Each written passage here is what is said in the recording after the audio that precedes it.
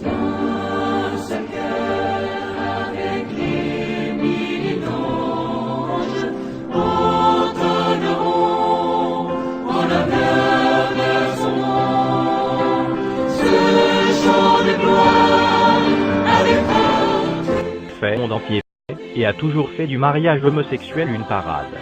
Mais, que nous enseigne la parole de Dieu, la Sainte Bible sur ce sujet? Car la question aujourd'hui est de savoir quelle est la pensée du Créateur et non celle de la créature concernant ce péché, que les hommes veulent à tout prix convertir en style de vie normal et approuvé de tous. Laissons la Sainte Bible, la parole de Dieu, l'autorité suprême de Dieu sur terre, nous apporter la lumière de Dieu à ce sujet. Tu ne coucheras point avec un homme comme on couche avec une femme, c'est une abomination. Si un homme couche avec un homme comme on couche avec une femme, ils ont fait tous deux une chose abominable, ils seront punis de mort, leur sang retombera sur eux. Les deux anges arrivèrent à Sodome sur le soir, et Lot était assis à la porte de Sodome. Quand Lot les vit, il se leva pour aller au-devant d'eux et se prosterna la face contre terre. Puis il dit: « Voici, mes seigneurs, entrez, je vous prie, dans la maison de votre serviteur et passez-y la nuit. Lavez-vous les pieds, vous vous lèverez de bon matin et vous poursuivrez votre route. » « Non, répondirent-ils, nous passerons la nuit dans la rue. » Mais Lot les pressa tellement qu'ils vinrent chez lui et entrèrent dans sa maison. Il leur donna un festin et fit cuire des pains sans levain, et ils mangèrent. Ils n'étaient pas encore couchés que les gens de la ville, les gens de Sodome, entourèrent la maison depuis les enfants jusqu'aux vieillards. Toute la population était accourue. Ils appelèrent Lot et lui dirent: « Où sont les hommes qui sont entrés chez toi cette nuit? Fais-les sortir vers nous pour que nous les connaissions. » Lot sortit vers eux à l'entrée de la maison et ferma la porte derrière lui. Et il dit: « Mes frères, je vous prie, ne faites pas le mal. Voici, j'ai deux filles qui n'ont point connu d'homme. Je vous les amènerai dehors et vous leur ferez ce qu'il vous plaira. Seulement, ne faites rien à ces hommes puisqu'ils sont venus à l'ombre de mon toit. » Ils dirent: « Retire-toi. » Ils dirent encore: « Celui-ci est venu comme étranger et il veut faire le juge. Eh bien, nous te ferons pire qu'à eux. » Et pressant Lot avec violence, ils s'avancèrent pour briser la porte.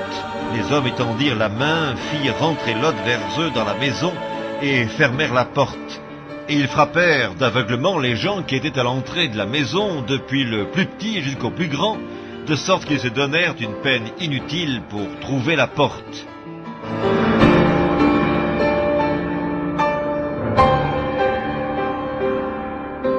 Il y eut même des prostituées dans le pays. Ils imitèrent toutes les abominations des nations que l'Éternel avait chassées devant les enfants d'Israël. Il ôta du pays les prostituées, et il fit disparaître toutes les idoles que ses pères avaient faites.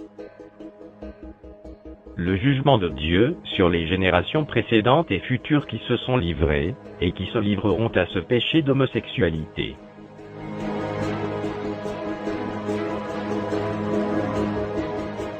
La colère de Dieu se révèle du ciel contre toute impiété et toute injustice des hommes qui retiennent injustement la vérité captive, car ce qu'on peut connaître de Dieu est manifeste pour eux, Dieu le leur ayant fait connaître. En effet, les perfections invisibles de Dieu, sa puissance éternelle et sa divinité, se voient comme à l'œil depuis la création du monde, quand on les considère dans ses ouvrages. Ils sont donc inexcusables puisqu'ayant connu Dieu, ils ne l'ont point glorifié comme Dieu et ne lui ont point rendu grâce. Mais ils se sont égarés dans leurs pensées et leur cœur sans intelligence a été plongé dans les ténèbres. Se vantant d'être sages, ils sont devenus fous et ils ont changé la gloire du Dieu incorruptible en image représentant l'homme corruptible, des oiseaux, des quadrupèdes et des reptiles.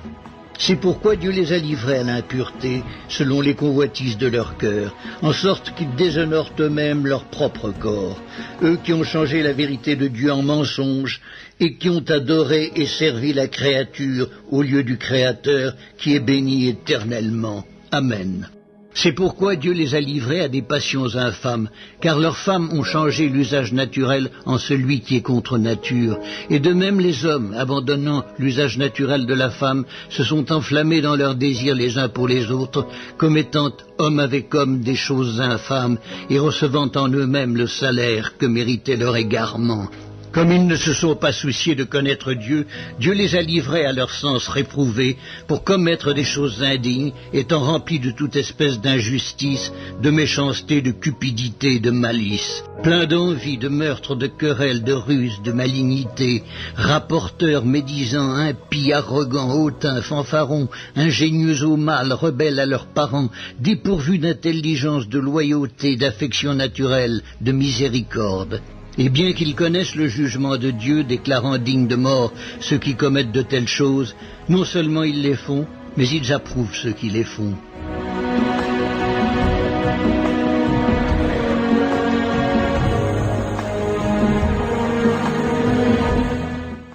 S'il a condamné à la destruction et réduit en cendres les villes de Sodome et de Gomorrhe, les donnant comme exemple aux impies à venir, et s'il a délivré le juste Lot, profondément attristé de la conduite de ces hommes sans frein dans leur dissolution, car ce juste, qui habitait au milieu d'eux, tourmentait journellement son âme, juste, à cause de ce qu'il voyait et entendait de leur œuvre criminelle. Le Seigneur s'est délivré de l'épreuve, les hommes pieux, et réservé les injustes pour être punis au jour du jugement. Que Sodome et Gomorrhe, et les villes voisines, qui se livrèrent comme eux, à l'impudicité, et à des vices contre nature, sont donnés en exemple, subissant la peine d'un feu éternel. Ce qui arriva du temps de Lot, arrivera pareillement. Les hommes mangeaient, buvaient, achetaient, vendaient, plantaient, bâtissaient. Mais le jour où Lot sortit de Sodome, une pluie de feu et de soufre tomba du ciel et les fit tous périr. Il en sera de même le jour où le Fils de l'homme paraîtra. Mais, eux, semblables à des brutes qui s'abandonnent à leur penchant naturel, et qui sont nés pour être prises et détruites, ils parlent d'une manière injurieuse de ce qu'ils ignorent, et ils périront par leur propre corruption, recevant ainsi le salaire de leur iniquité. Ils trouvent leur délice à se livrer au plaisir en plein jour. Hommes tarés et souillés, ils se délectent dans leur tromperie, en faisant bonne chère avec vous.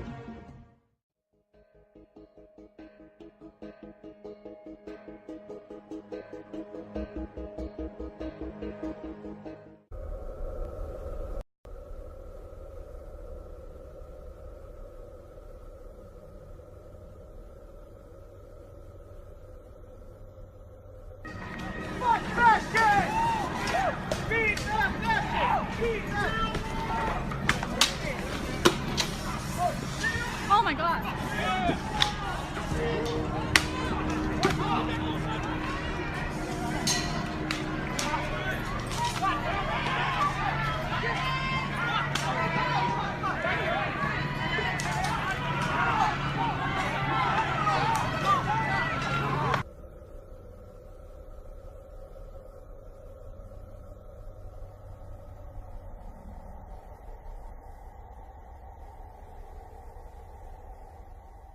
There's room at the cross for you.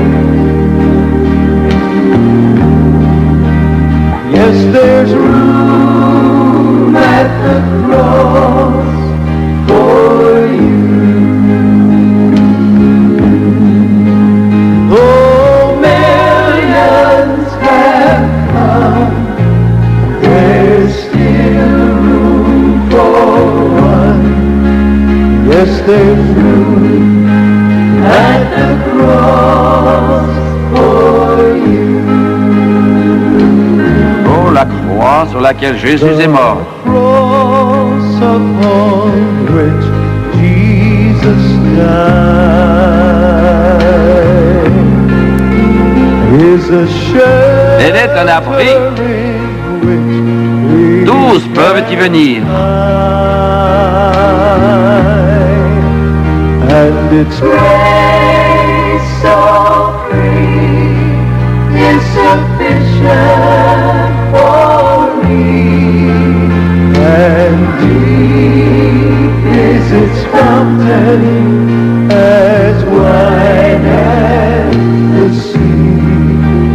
heureux. There's room at the cross for you. Yes, there's room at the cross for you. Though millions have come, there's still room for one. Yes, there's room at the cross for you.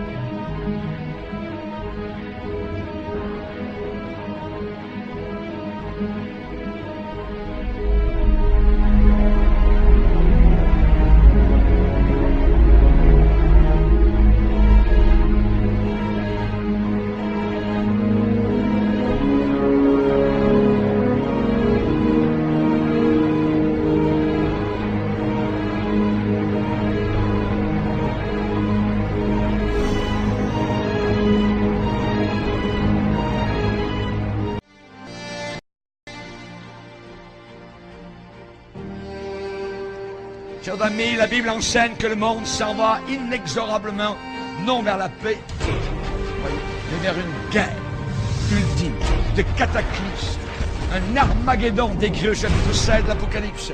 Et avant d'arriver au paroxysme de cet holocauste, les choses iront en se détériorant, les choses vont aller de mal en pire, le monde s'enfoncera toujours de plus en plus dans le chaos, la confusion et le péché. Plus on approchera de la fin, les guerres vont augmenter. Le taux de criminalité va monter en flèche. Les crises économiques seront de plus en plus graves. Les catastrophes naturelles sans précédent, tremblements de terre, inondations, famine, épidémies, pestilences, tout cela a été décrit dans la parole du Seigneur. Et toutes ces calamités marqueront le déchaînement de la colère de Dieu sur notre monde impie et rebelle.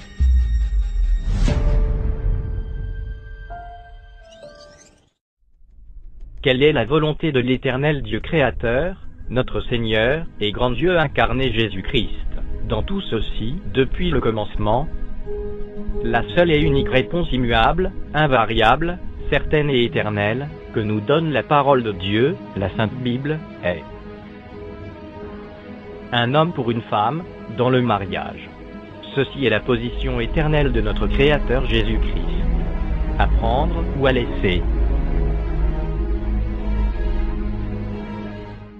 L'Éternel Dieu dit, « Il n'est pas bon que l'homme soit seul, je lui ferai une aide, semblable à lui. » L'Éternel Dieu forma de la terre tous les animaux des champs et tous les oiseaux du ciel, et il les fit venir vers l'homme pour voir comment il les appellerait, et afin que tout être vivant portât le nom que lui donnerait l'homme. Et l'homme donna des noms à tout le bétail, aux oiseaux du ciel et à tous les animaux des champs. Mais pour l'homme, il ne trouva point d'aide semblable à lui. Alors l'Éternel Dieu fit tomber un profond sommeil sur l'homme qui s'endormit. Il prit une de ses côtes et referma la chair à sa place. L'Éternel Dieu forma une femme de la côte qu'il avait prise de l'homme, et il l'amena vers l'homme. Et l'homme dit, « Voici cette fois celle qui est os de mes os et chair de ma chair. On l'appellera femme, parce qu'elle a été prise de l'homme. C'est pourquoi l'homme quittera son père et sa mère, et s'attachera à sa femme, et ils deviendront une seule chair. »